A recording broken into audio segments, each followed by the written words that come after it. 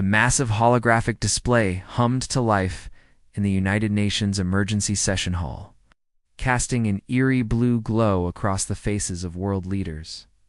Dr. Hannah Das-Cheem pushed her glasses up her nose as she stared at the impossible sight before them. Giant crystalline ships, each one the size of a city block, floated silently above every major population center on Earth. Seoul, New York, London, Tokyo, Moscow, nowhere was safe from their presence. The Corvani Empire has given us 72 hours, Secretary General Martinez announced, his voice heavy with defeat. The elderly diplomat looked like he had aged 10 years in the past day. Their shields have deflected every weapon we've thrown at them: nuclear warheads, electromagnetic pulses, even our most advanced experimental plasma cannons. Nothing gets through. Captain Jun Park of the Korean Defense Force shifted uncomfortably in his chair. His military uniform was crisp and clean, but his eyes showed the exhaustion of a man who had been fighting an impossible battle. "Ma'am, we've tried coordinated strikes from 12 different nations. We hit them simultaneously from every angle. Their barrier technology is completely beyond our understanding." Dr. Kim barely heard the conversation around her. She was too focused on the data streaming across her tablet from Seoul's orbital monitoring station. The energy readings were unlike anything in human physics textbooks. The aliens used some kind of quantum field manipulation that bent the laws of reality itself. Yet something about the patterns bothered her. Ouch! Something felt wrong. The frequency patterns, she murmured to herself, zooming in on a particular section of data. They're not completely stable. The room fell silent as the Corvani commanders. A voice suddenly filled the chamber. The sound seemed to come from everywhere at once, vibrating through the walls and floor. It was a deep, resonating tone that made everyone's teeth ache. "Primitive humans," the alien voice boomed, "your resistance is futile. We have conquered 47 star systems before yours. Your weapons are like stones thrown at a mountain. Submit to the Empire's rule, or face complete extinction when our deadline expires." Several delegates shifted nervously in their seats. "Ah!" The Brazilian ambassador wiped sweat from his forehead despite the cool temperature. "It!" The representative from Australia stared at her hands, clearly thinking about her family back home. "What do they want from us?" asked the French delegate, his voice barely above a whisper. "Total surrender," Martinez replied grimly. "They want us to become part of their empire. Our resources, our people, our entire planet, everything would belong to them." Captain Park clenched his fists. "We can't just give up. There has to be something we can do." "Like what?" snapped the Russian representative. "We've thrown everything we have at them. Our best scientists can't even understand how their shields work. It's like they're operating on completely different laws of physics." Dr. Kim looked up from her tablet, her eyes bright with sudden interest. "Actually, that's not entirely true. I've been studying their shield emissions for the past 18 hours. The energy patterns follow quantum mechanics, but they're using harmonics we never considered possible. Can you break through them?" Martinez asked hopefully. I don't know yet," Dr. Kim admitted. "But I'm seeing something strange. The shields aren't perfectly stable. There are tiny fluctuations, almost like gaps, but they only last for nanoseconds." Captain Park leaned forward. "Gaps? You mean weak points? Maybe the pattern seems random at first, but there might be a mathematical sequence. If I'm right, these gaps appear at predictable intervals based on quantum field fluctuations." The British delegate shook his head. "Even if there are gaps, what good does it do us? Our weapons can't move fast enough to hit a nanosecond window." "Conventional weapons can't," Dr. Kim agreed. "But what if we don't use conventional weapons?" Room erupted in confused murmurs. Martinez raised his hand for silence. "Dr. Kim, please explain what you're thinking." "I need more time to analyze the data," she said carefully. "But there might be a way to exploit these quantum fluctuations, not with brute force, but with precision timing." Outside the UN building, people gathered in the streets, looking up at the alien ships with a mixture of fear and fascination. The crystalline vessels pulsed with a soft light, beautiful and terrifying at the same time. Children pointed at them while their parents pulled, them closer. News reporters struggled to find words to describe humanity's first contact with an alien civilization. Inside the emergency session, time was running out. Every hour that passed brought them closer to the deadline. The Corvani had demonstrated their power by effortlessly destroying several military bases that had attempted to attack them. Their shields had absorbed the energy from nuclear weapons like they were harmless firecrackers. "We need options," Martinez said firmly. "Dr. Kim, how long do you need to study these patterns?" "Give me 12 hours," she replied. "I think I can find a way to predict when and where these gaps will appear." "And then what?" Captain Park asked. Dr. Kim looked around the room at the faces of Earth's leaders. "Then we try something the Corvani won't expect, something that doesn't rely on overwhelming force." The alien ships continued their silent vigil above the cities, waiting for humanity's answer. But Dr. Kim had already begun working on a response it would never see coming.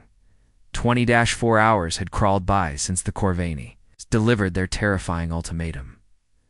Dr. Hannah Kim had not slept a single minute. Her laboratory beneath Seoul National University looked like a hurricane had torn through it. Quantum field equations covered every whiteboard, scribbled in her hurried handwriting. Energy analysis charts were scattered across tables, floors, and even taped to the walls. Empty coffee cups formed small towers on her desk. The fluorescent lights buzzed overhead as she stared at the monitors, showing wave patterns that danced like digital ghosts. Her eyes were red and strained, but she could not stop working. Somewhere in these numbers was the key to saving humanity. Dr. Minho Lee pushed through the laboratory door, carrying yet another steaming cup of coffee. He was her most trusted assistant, a young physicist who had worked alongside her for 3 years. His usually neat appearance was disheveled, and his shirt was wrinkled from sleeping in the chair beside her workstation. "You need to rest," he said quietly, setting the coffee beside her keyboard. "You've been at this for over a day straight." "I can't rest," Dr. Kim replied, without looking away from her screens. "Not when millions of lives depend on finding an answer." She traced her finger along a particularly interesting pattern on the monitor. "Look at this, Minho. The frequency shifts aren't random. There's a mathematical sequence hidden in the chaos." Her secure video connection beeped, and Captain June Park's face appeared on her secondary monitor. The military officer looked exhausted, his uniform wrinkled and his usually perfect hair messy. Behind him, she could see the bustling activity of a command center filled with worried soldiers. "Dr. Kim, please tell me you have good news," Captain Park said. "The situation is getting worse by the hour." "The shields aren't truly impenetrable," she explained, pointing to the data on her screen. "They operate on quantum harmonics that create nanosecond gaps. The Corvani probably don't even know about them," as if summoned by her words. The lights in the laboratory suddenly flickered and went out. Emergency power kicked in a moment later, bathing everything in a dim red glow. Through the small window near the ceiling, she could see the city of Seoul plunging into darkness. "They're demonstrating their power again," Captain Park said grimly. "Power grids across Asia and Europe are going dark. They're showing us how helpless we are." Dr. Kim watched through her window as the massive crystalline ship above Seoul pulsed.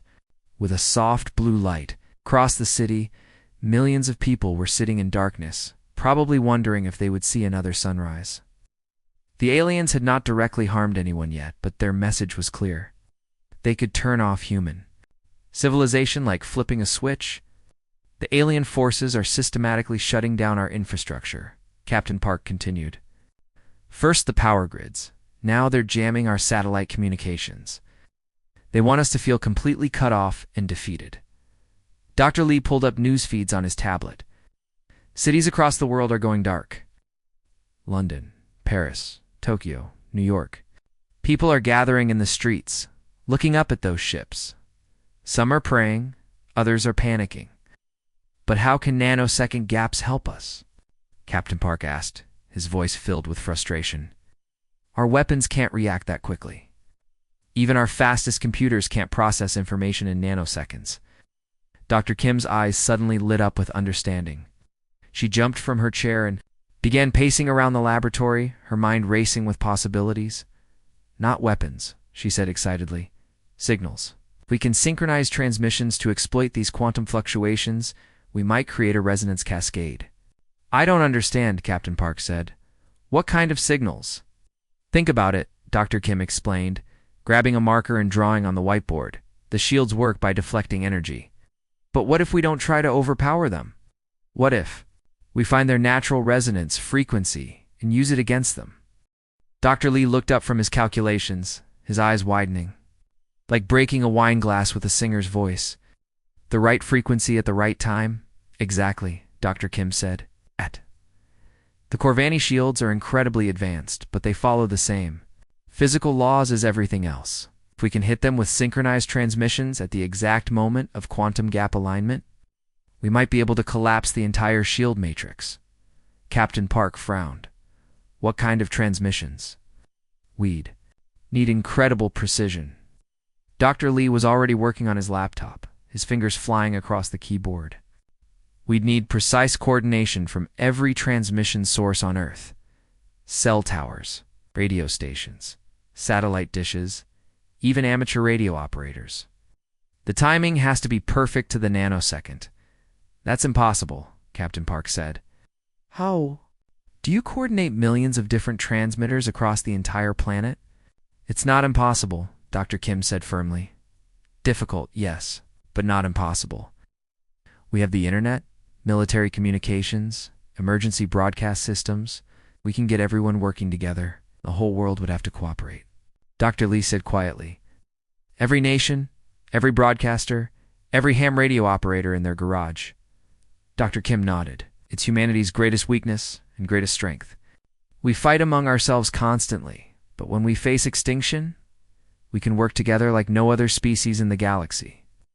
Captain Park was quiet for a long moment. Finally, he spoke. Then we better start calling everyone. Much time do? We have 48 hours, Dr. Kim replied. But we'll need at least 24 hours to coordinate everything. That gives us 1 day to convince the entire world to work together. Outside, the alien ship continued its silent watch over the darkened city. With 18 hours remaining until the Corvani deadline, something extraordinary was happening across planet Earth. Dr. Hannah Kim sat in the hastily assembled Global Coordination Center, surrounded by dozens of computer screens showing communication networks spanning every continent. The room buzzed with activity as military personnel, scientists, and telecommunications experts worked frantically to contact every transmission. Source on the planet. This is completely insane, muttered Major Suji Choi as she stared at the coordination requirements scrolling across her monitor. The young military officer had been pulled from her regular duties to help manage the impossible logistics. We're asking every transmitter on the planet to fire simultaneously. Cell towers, radio stations, satellites, even people with garage-built equipment. Dr. Kim looked up from her calculations, her eyes bloodshot from exhaustion, but burning with determination. The Corvani shields expect conventional attacks. They're designed to deflect missiles, plasma beams, and energy weapons they won't recognize. Millions of low-power signals as a threat until it's too late. Captain June Park stood at the center of the room, coordinating with military bases around the world. Phone calls and video conferences filled the air as he spoke with commanders in every time zone. General Morrison, we need every radio transmitter at your base synchronized to our frequency. Yes, sir. I understand it sounds impossible, but this is our only chance. In Tokyo, amateur radio operators gathered in their small club rooms, adjusting their equipment with careful precision. Elderly men who had spent decades talking to strangers across the ocean now prepared to save the world. Their simple radios, built in garages and basements, would play a crucial role in humanity's survival.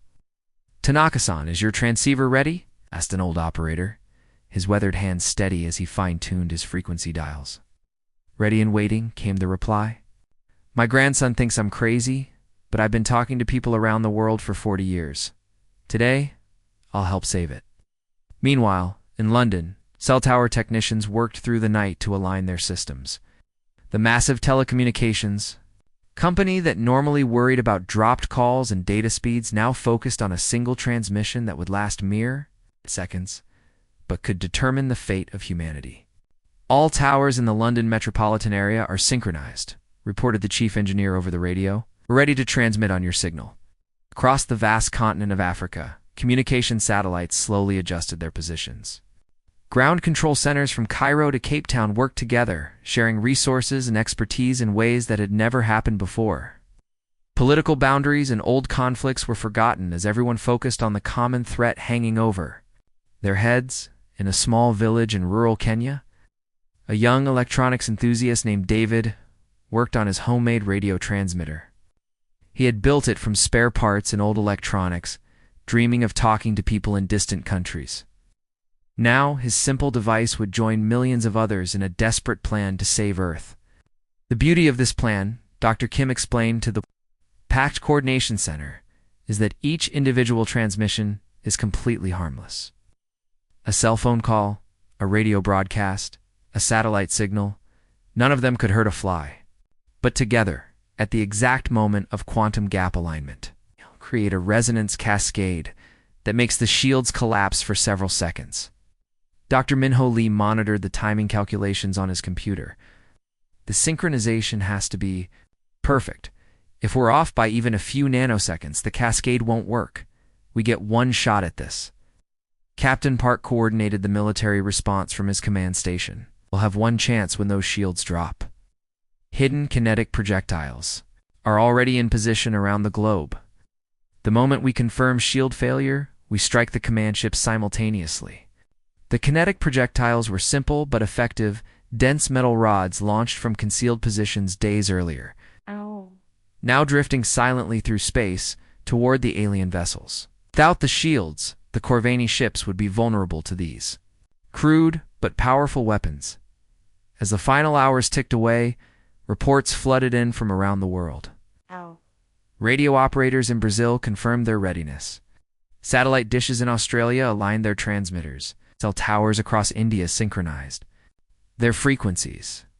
Even research stations in Antarctica joined the network, their scientists abandoning their experiments to help coordinate humanity's last desperate gamble. In the coordination center, Dr. Kim watched as the global network took shape on her screens. Green dots appeared across the world map, each one representing a transmission source ready to fire. Millions of dots, from massive broadcasting stations to tiny garage-built radios, all connected by the same desperate hope. "I've never seen anything like this," whispered Major Choi.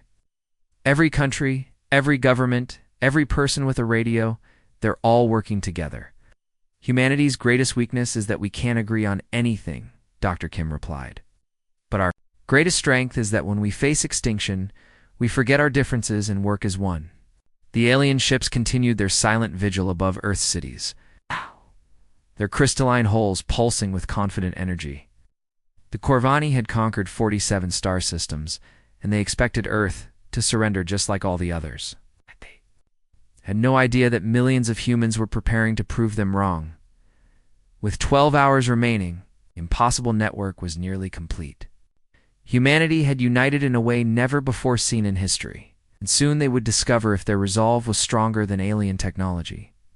The Seoul Control Center had never been so quiet. Dr. Hannah Kim stood at the central console, her hand hovering over the transmission button that would either save humanity or seal its doom. Around her, dozens of technicians sat at their stations, watching screens filled with data from across the planet. The silence was so complete that she could hear her own heartbeat. "T-minus 30 seconds, Dr. Kim announced, her voice echoing through the underground facility. Her words were broadcast simultaneously to coordination centers in every major city on Earth. In New York, London, Tokyo, Moscow, and hundreds of other locations. People held their breath. Above Seoul, the massive Corvani command ship loomed, like a crystal mountain in the sky. Its shields shimmered with a soft, confident energy that had deflected every weapon humanity had thrown at it. The alien vessel pulsed with alien technology, beautiful and terrifying at the same time. Its occupants had no idea that millions of humans were preparing to challenge their invincible defenses. Across the globe, it's an unprecedented network of transmitters powered up. In Tokyo, elderly amateur radio operators adjusted their equipment. One final time, Tanaka-san, the 70-year-old radio enthusiast, placed his weathered hand on his transmission key. "For my grandchildren," he whispered. In London, cell tower technicians made final adjustments to their massive broadcasting arrays. The chief engineer, a woman who had spent 20 years ensuring people could make phone calls, now prepared to help save the world. "All London towers ready for transmission," she reported over the radio. "All stations report ready," Captain June Park confirmed from his military command post. His voice was steady, but his hands shook slightly as he monitored the global network. Amateur operators, cell towers, satellite arrays, research stations, emergency broadcasts, everyone synchronized. In rural Kenya, David checked his homemade radio transmitter one last time. It's a device he had built from spare parts and old electronics hummed with electricity. His neighbors thought he was crazy, but David knew his little radio would play part in humanity's survival. Dr. Kim watched the quantum field readings on her main monitor. The pattern she had discovered was approaching, just as her calculations had predicted. The tiny gaps in the alien shields that lasted only nanoseconds were about to align. "T-minus 10 seconds, she announced. "Remember, we get one shot at this. If we miss the quantum gap window, we'll never get another chance." Around the world, millions of people held their breath. In the coordination centers, military personnel gripped their chairs. In amateur radio clubs, operators placed their fingers on transmission keys. In telecommunications companies, engineers prepared to send signals across the planet. 5. Dr. Kim counted down, her eyes locked on the quantum resonance display. The pattern was almost perfect. 4. She continued. Captain Park activated the military strike sequence, preparing kinetic projectiles that had been drifting silently through space for days. 3. Dr. Kim said. The quantum gaps were aligning exactly as she had predicted. Her calculations had been correct. 2. She announced. Across Earth, millions of transmitters reached full power. Cell phones, radio stations, satellite dishes, and homemade radios all prepared to fire simultaneously. 1. Dr. Kim whispered. The moment of truth had arrived. "Transmit." She shouted across Earth. Millions of signals fired simultaneously. Radio. Waves burst from amateur operators' garages. Cellular signals poured from city towers. Satellite transmissions beamed down from orbit. Emergency broadcasts erupted from government stations. Even simple walkie-talkies and CB radios added their voices to the global chorus. The coordinated pulse struck the Corvini shields at the exact moment of quantum vulnerability. Each individual signal was harmless, but together they created a resonance cascade that exploited the microscopic gaps in the alien defense system. For a heartbeat, nothing happened.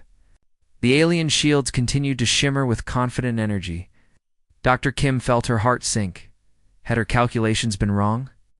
Had they missed the quantum window? Then the impossible happened. The alien barriers flickered like a broken television screen. The smooth, confident energy field began to waver and distort.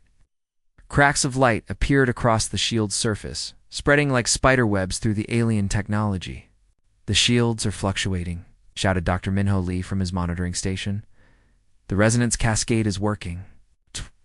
The Corvani command ship's shield suddenly collapsed completely. The invisible barrier that had protected the alien vessel vanished like a soap bubble bursting. For the first time since their arrival, the crystalline ship hung naked and vulnerable in Earth's sky, shields down. Captain Park shouted into his radio, "All units, fire, fire now." Hidden kinetic projectiles, launched days earlier and waiting, in orbital positions, struck the Corvani command ships. The simple metal rods, moving at incredible speed, punched through the alien hulls like bullets through paper. Explosions blossomed across the crystalline surfaces as the impact destroyed critical systems. The aliens, who had never experienced shield failure in their conquest of 47 star systems, watched in complete shock as their seemingly invincible technology crumbled before human ingenuity. Their perfect defenses had been defeated not by superior weapons, but by the coordinated effort of millions of humans working together. The alien barriers remained down for exactly 17 seconds. But 17 seconds was enough. For those precious moments, Earth's resolve had proven stronger than alien perfection, and humanity had struck back at their would-be conquerors. The tide of war had turned in the most unexpected way possible. 3 days had passed since the impossible happened. The United Nations Assembly Hall had been hastily repaired after the global crisis, its walls now bearing scorch marks from the electromagnetic pulse that had knocked out power systems worldwide. Representatives from every nation on Earth sat in nervous silence, waiting for something that had never occurred in human history, a formal meeting with an alien intelligence. Dr. Hannah Kim adjusted her glasses as she sat among the Earth delegation. Her exhaustion was visible in the dark circles under her eyes, but her posture remained straight and alert. Beside her, Captain June Park wore his dress uniform, the medals on his chest catching the light from the emergency lighting that still powered the building. The air in the chamber suddenly shimmered, and a figure began to materialize at the center of the room. Veltar, the Corvani commander, appeared slowly, his crystalline form becoming solid as the alien transportation technology completed its work. My body was translucent, like living glass, but cracks ran through his surface, where the human kinetic strikes had damaged his ship and injured him in the process. Despite his injuries, Veltar carried himself with dignity. He stood nearly 8 feet tall, his form shifting between solid crystal and flowing energy. When he spoke, his voice resonated through the chamber without him opening what might have been a mouth. His words carrying an odd musical quality that made everyone in the room feel both amazed and afraid. I am Veltar, Supreme Commander of the Corvani Third Fleet. I have come to speak with your leaders. Secretary General Martinez rose from his seat, his hands trembling slightly. We welcome you to Earth, though I must admit, we're not sure what to expect from this meeting. The alien commander's form pulsed with what might have been amusement. In our conquest of 47 star systems, we have never encountered a species capable of such unity and creative problem-solving. You found a weakness in technology we considered completely flawless. Dr. Kim felt her heart racing. The Corvani had conquered 47 worlds. Entire civilizations had fallen before their advanced technology. Yet somehow, humanity had succeeded where all others had failed. Your shields were impressive, she said, speaking up despite the formal protocol. But every technology has limits. We just had to find them. Veltar turned his attention to her, his crystalline eyes focusing on the young physicist. You are the one who discovered the quantum gaps in our defense matrix. Your calculations were extraordinary. Our own scientists did not know these. Fluctuations existed. Captain Park leaned forward. Why are you telling us this? Why aren't you calling for reinforcements to finish what you've started? The alien commander was quiet for a long moment. When he spoke again, his voice carried a tone that seemed almost sad. Your people demonstrated something our empire has forgotten over the centuries of conquest. We have become so focused on superior technology and overwhelming force that we lost sight of what makes a civilization truly strong. What do you mean? Asked Martinez. Determination and cooperation, Veltar replied. The ability to work together when facing impossible odds. When we attack a world, the inhabitants usually surrender immediately or fight among themselves until we can easily defeat them. But you united your entire species in a matter of hours. Dr. Kim remembered the frantic coordination efforts. The millions of people across the globe working together without thought of national boundaries or political differences. We had no choice. It was work together or face extinction. That is precisely the point, Veltar said. Most species choose extinction over cooperation. They would rather maintain their petty conflicts than unite against a common threat. Your species is ... unusual. The alien commander moved closer to the Earth's delegation, his damaged form creating patterns of light as he walked. We came to conquer, but we have learned something valuable instead. Your resolve, your creativity, your ability to find solutions. Where none should exist, these are qualities the Corvani Empire has not seen in centuries. "So what happens now?" Captain Park asked. "Do you leave?